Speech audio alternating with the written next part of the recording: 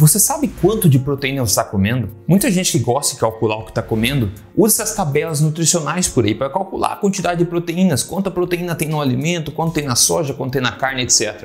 Mas você já se perguntou como? Como eles calculam essa quantidade que você vê nessas tabelas nutricionais todas? Será que tem alguma enganação ou imprecisão nesses métodos? Eu vou te contar isso aqui. Eu acho que você vai curtir saber um pouco mais sobre como as coisas são feitas. Então, se esse tipo de coisa te interessa, dá um like para mim já, que eu já te conto tudo.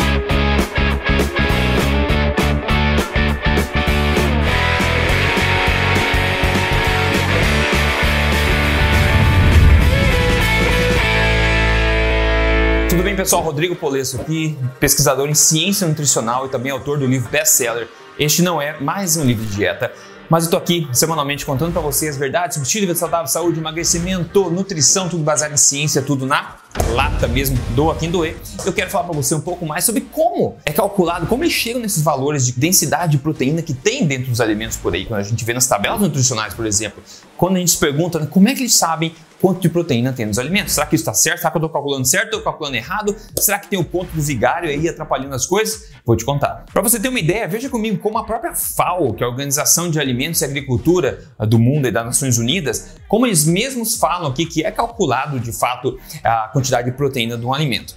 Então, basicamente, eles falam que existem duas suposições que são aceitas como verdade. A primeira, que a maior parte do nitrogênio de um alimento está associado a aminoácidos e que a maior parte dos aminoácidos estão associados a proteínas. Então veja que tem a ver com nitrogênio. É assim que basicamente eles estimam a quantidade de proteína do alimento, que geralmente a proteína está vinculada a nitrogênio. Então eles medem a quantidade de nitrogênio do alimento e eles basicamente têm a quantidade estimada de proteína. Eles assumem basicamente que 16% do peso da proteína vem de nitrogênio e que os aminoácidos de fato de um alimento são proteínas úteis. E com isso eles chegam no fator de conversão de 6,25, que basicamente estimaria aí no caso, a quantidade de proteína que tem dentro do alimento, considerando a concentração de nitrogênio, etc. Mas como eles mesmos dizem, abre aspas, usar o mesmo fator de conversão para todos os alimentos pode introduzir erros que levam à superestimativa e subestimativa da real quantidade proteica da maioria dos alimentos. E aqui está um ponto, eles dizem que o nitrogênio pode sim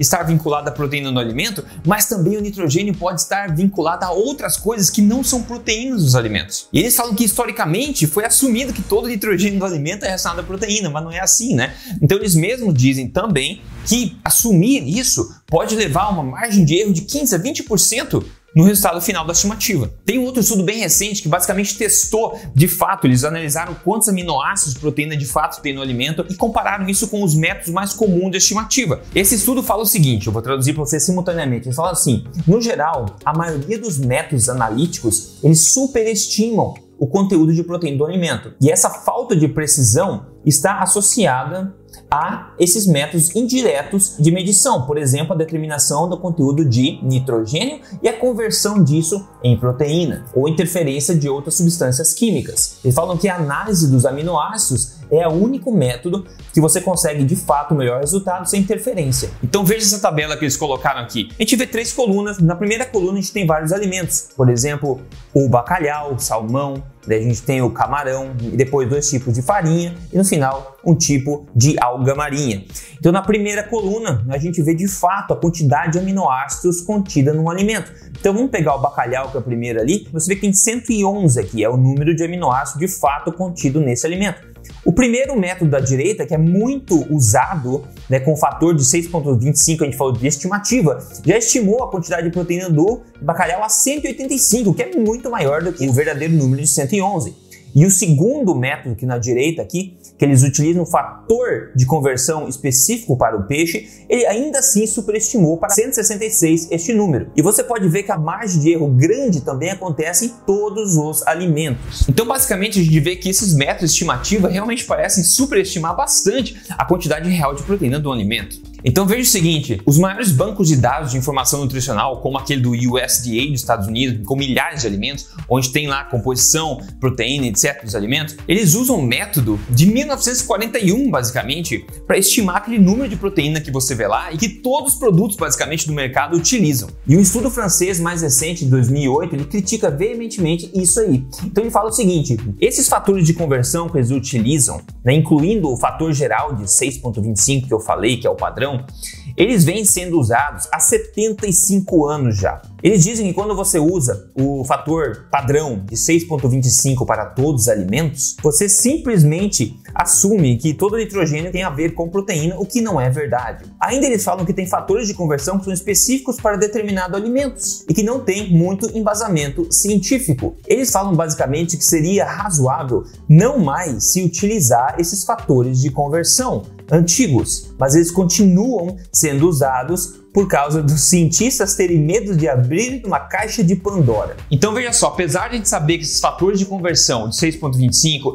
e até os fatores de conversão específicos para alguns alimentos, apesar de estarem ainda sendo usados por mais de 75 anos, agora mais do que isso, agora vem 85 anos por aí, os cientistas, apesar de saber que eles não são precisos, têm um medo de mexer nisso porque isso pode abrir uma caixa de Pandora, ver um monte de problema que eles têm que resolver. Veja no caso da soja, por exemplo, direto do USDA. Eles falam o seguinte, para soja, um fator de 5,71 é utilizado, né? Só que eles falam que a indústria da soja, no entanto, utiliza o fator de 6,25 padrão para calcular a proteína. E isso é um grande problema, né? Porque a gente sabe que a soja, por exemplo, tem vários problemas em relação a antinutrientes, até 50% da proteína da soja você já não absorve, apesar de estar lá por causa dos antinutrientes, e ainda assim eles utilizam um fator de conversão que é o pior deles, digamos, é o padrão de 6,25, apesar de ter um outro já que reduz um pouco a quantidade de proteína para a soja. Então você vê como é que a indústria se beneficia e, na verdade, o número que você vê atrás no rótulo lá não reflete de fato a realidade. Então qual que é a conclusão disso tudo que eu estou contando para vocês? Primeiro, só lembrar, se você curte esse tipo de informação, segue o canal, dá um like, dá um comentário para mim aqui. Eu quero te convidar também que eu tenho um podcast semanal que você pode curtir chamado Papo Forte, onde tem uma conversa, uma levada mais conversacional sobre todos esses tópicos para deixar você mais forte mentalmente, seu corpo mais saudável, baseado em evidência e baseado em experiência também. Você pode ouvir no Spotify, no Google, na Apple, onde você quiser, e também em versão em vídeo aqui no YouTube. Para você pegar todos os links para seguir gratuitamente, é só você entrar aqui, ó, papoforte.com.br e siga lá. Então, hoje em dia, basicamente, as diretrizes alimentares por aí no mundo inteiro sugerem uma quantidade de proteína. Eu, basicamente, aqui sugiro como padrão, assim como uma linha guia, uma quantidade de 2 gramas, né, por quilo de peso ideal por dia de proteína para as pessoas, que eu acho que é um valor que reflete a ciência, de fato, pode ajudar bastante a questão de exercício também. Mas então, quando você tem essas diretrizes de proteína e você sabe o quão imprecisas e quão falhas são esses números, esses métodos que a gente vê por aí de proteína, como é que a gente pode confiar que nós estamos ingerindo de fato a quantidade correta de proteína? Principalmente se você acaba pegando proteína, por exemplo, de soja, que foi só um exemplo que eu acabei de falar, onde que parece que de propósito eles superestimam os valores, ainda utilizando o método mais impreciso de todos. Então a gente tem mais chance, na verdade, de estar consumindo menos proteína do que a gente acha. E se você consome a maior parte das suas proteínas de origem vegetal, tem mais problemas ainda, como principalmente se você consome, por exemplo, de nozes e sementes oleaginosas e leguminosas. Tipicamente, esses alimentos têm mais nitrogênio do que alimentos de origem animal, que não são vinculados a proteínas. E como os métodos de estimativa, como a gente viu, eles basicamente levam em consideração o nitrogênio, você acaba superestimando também. O outro ponto, quando você consome de origem vegetal, o que não acontece com animais, é a preocupação com antinutrientes, que proíbem ou evitam ou atrapalham a absorção desses aminoácidos pelo corpo humano.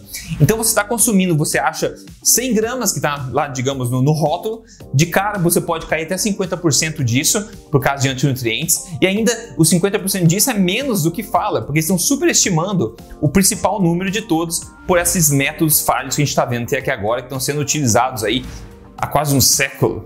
Então, de novo, isso é mais um motivo para a gente prestar atenção mais no nosso instinto, nas nossas vontades, né? em relação a proteínas, a gente está com vontade de comer mais proteína, comer menos proteína. É muito mais importante em prestar atenção nesses sinais que a natureza já programou na gente do que confiar cegamente nesses números, nos rótulos, nos bancos de dados da indústria, que é realmente uma caixa de Pandora, porque quando a gente começa a olhar, você começa a ver e ficar abismado com a quantidade de coisas, de imprecisões e falhas que estão escondidas ali dentro. Agora, quando você segue de forma correta, seguindo mais seus instintos, né, principalmente com uma alimentação forte de qualidade, você consegue mudar o seu corpo rapidamente se você ajuda ele de forma correta. Por exemplo, quer ver um exemplo de sucesso aqui? Olha quem mandou pra gente a foto de hoje aqui, foi a Bruna Brito. Ela escreveu: obrigado por compartilhar todo o ensinamento.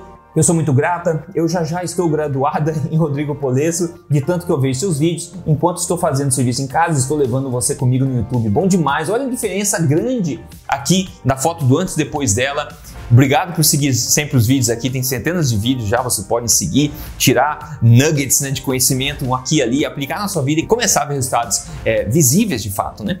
Então parabéns para a Bruna aqui, obrigado por ter mandado a foto. E se o teu interesse é emagrecimento, né, de forma passo a passo, com a minha ajuda, eu convido você a conhecer meu programa de emagrecimento, se você não conhece ainda, chamado Código emagrecerdevez.com.br. Entra aqui, quem sabe você não pode mandar para mim também depois do seu caso de sucesso. Maravilha? Sem sofrimento, sem contagem de caloria, utilizando ciência. Código emagrecerdevez.com.br. Prazer estar aqui com você hoje, espero que tenha curtido esse vídeo e me conta nos comentários o que você acha desse tipo de coisa, se você confia talvez um pouco menos agora no que você vê por aí. Não sei não, né? Um grande abraço e a gente se fala na próxima.